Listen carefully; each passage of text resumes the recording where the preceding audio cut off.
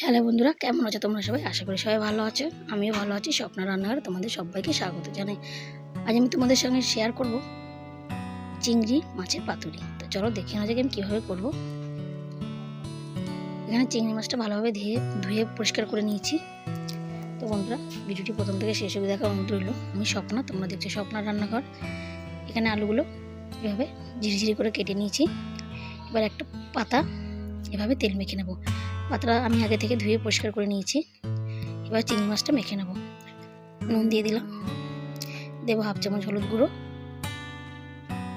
দেবো হাফ চামচ লঙ্কার গুঁড়ো, দেবো 1 চামচ সর্ষে আর রসুন বাটা, আর দেবো সর্ষের তেল। এবার ভালোভাবে মেখে নেব।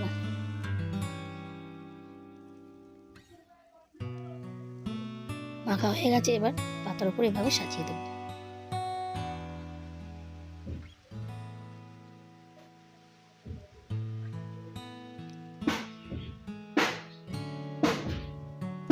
এই মশলায় আমি আলুটা মেখে নেব।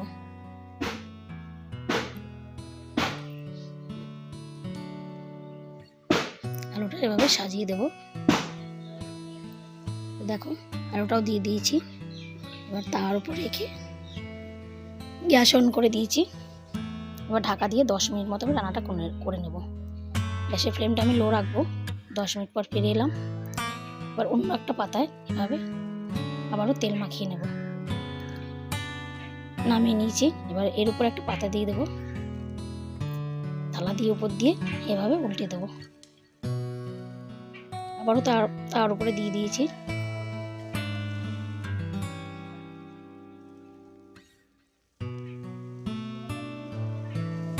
অল্প পরিমাণে একটু সর্ষের তেল দিয়ে দেবো। আবারও ঢেকে দেবো। 2 থেকে 3 মিনিট রান্নাটা করে নেব। ফিরে এলাম, হয়ে গেছে। তো দেখো বন্ধুরা, পুরোপুরি ভাবে রান্নাটা আমার রেডি হয়ে গেছে। তো বন্ধুরা, ভিডিও যদি কোথাও একটু ভালো লেগে থাকে, লাইক কমেন্ট শেয়ার করো। আর প্লিজ আমার চ্যানেলটিকে সাবস্ক্রাইব করে আমার পাশে থেকো। তো আজ এই অবধি, দেখা হচ্ছে অন্যদিন অন্য এক ভিডিওতে। ততক্ষণ ভালো থেকো, সুস্থ থেকো। টাটা।